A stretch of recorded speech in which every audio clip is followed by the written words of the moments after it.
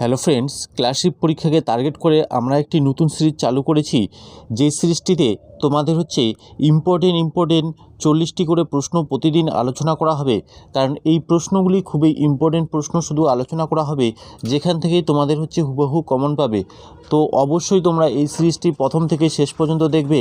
আর আগের যে আমাদের সিরিজটি চালানো হয়েছে সেখানে ডেসক্রিপটিভ আকারে নোট প্রোভাইড করা হয়েছে তোমাদের ক্লাসগুলিতে, সেগুলো যদি দেখে না থাকো অবশ্যই চ্যানেলের প্লেলিস্টে গিয়ে দেখে নেবে। তো দেখে নেওয়া যাক আজকের প্রথম প্রশ্নটি হচ্ছে সংবিধানের কোন ধারায় সুপ্রিম কোর্টকে জুডিশিয়াল রিভিউয়ের অধিকার দিয়েছে?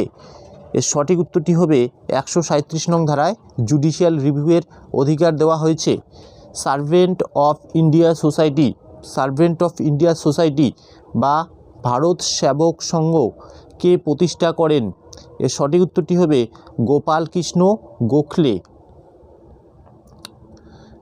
নেক্সট প্রশ্ন, লর্ড নর্থব্রুক নাট্যাভিনয় সংক্রান্ত আইন কবে পাশ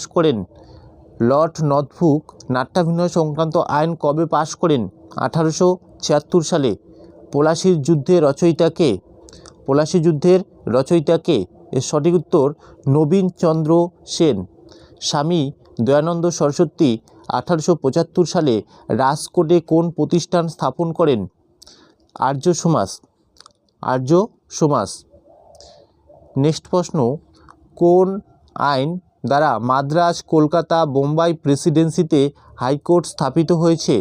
কাউন্সিল অ্যাক্ট 1861 সাল অনুযায়ী মাদ্রাজ, কলকাতা এবং বোম্বাইতে প্রেসিডেন্সি হাইকোর্ট স্থাপিত হয়েছে।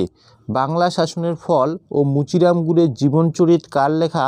এটি বঙ্কিমচন্দ্রের লেখা। নেক্সট প্রশ্ন, দ্বৈত শাসনের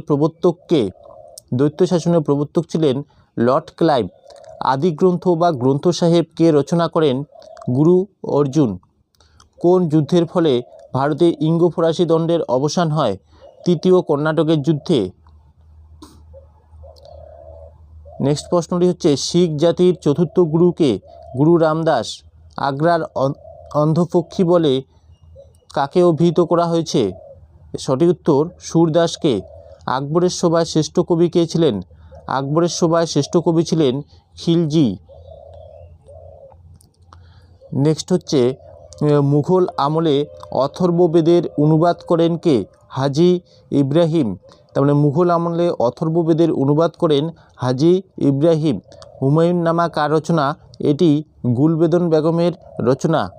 তহক্কক ই হিন্দ কার রচনা? এটি অল বিরুনির লেখা।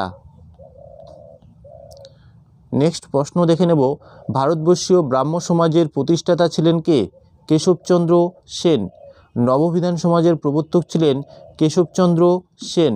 সত্যার্থ প্রকাশ গ্রন্থের রচয়িতা কে? সত্যার্থ প্রকাশ গ্রন্থের রচয়িতা হচ্ছে স্বামী দয়ানন্দ সরস্বতী। খুবই ইম্পর্টেন্ট প্রশ্ন এগুলি, তোমরা অবশ্যই ভিডিওটি শেষ পর্যন্ত দেখবে। স্লেভ ট্রেড ইন আসাম গ্রন্থটি কার লেখা? এর সঠিক উত্তরটি হবে দ্বারকানাথ গাঙ্গুলি। কে কবে প্রার্থনা সমাজ প্রতিষ্ঠা করেন? প্রার্থনা সমাজ প্রতিষ্ঠাতা করেন আত্মারাম পাণ্ডুরঙ্গ 1866 সালে। নেক্সট প্রশ্ন, বঙ্গভঙ্গের ফলে গঠিত নতুন প্রদেশের গভর্নর কে ছিলেন? এর সঠিক উত্তরটি হবে ব্যামফিল্ড ফুলার। নেক্সট, সন্ধ্যা পত্রিকার সম্পাদক কে ছিলেন? সন্ধ্যা পত্রিকার সম্পাদক ছিলেন ব্রহ্মবান্ধব উপাধ্যায়।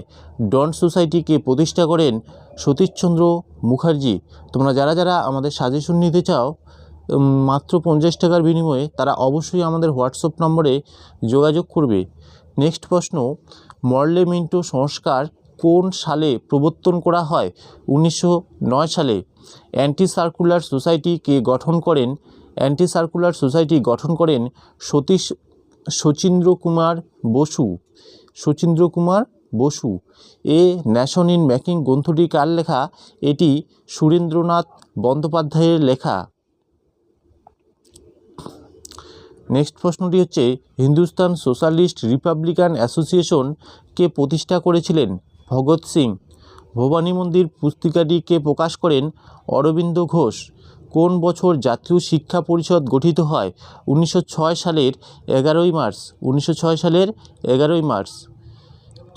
নেক্সট প্রশ্ন হচ্ছে, লাহোর কংগ্রেসের অধিবেশনের সভাপতি কে ছিলেন? জওহরলাল নেহেরু। হোম রুল কথার অর্থ কী? হোম রুল কথার অর্থ হচ্ছে স্বায়ত্তশাসন। কলকাতা কর্পোরেশনের প্রথম মেয়র কে ছিলেন? চিত্তরঞ্জন দাস। চিত্তরঞ্জন দাস। নেক্সট প্রশ্ন দেখে নেব, লাহোর ষড়যন্ত্র মামলা কোন বছর শুরু হয়েছিল? 1915 সালে। মন্টেগু চেমসফোর্ড সংস্কার আইন কবে পাশ হয়? 1919 সালে পাশ হয়। আত্মোন্নতি সমিতির প্রতিষ্ঠাতা কে? এর সঠিক উত্তর হবে বিপিন বিহারী গাঙ্গুলি।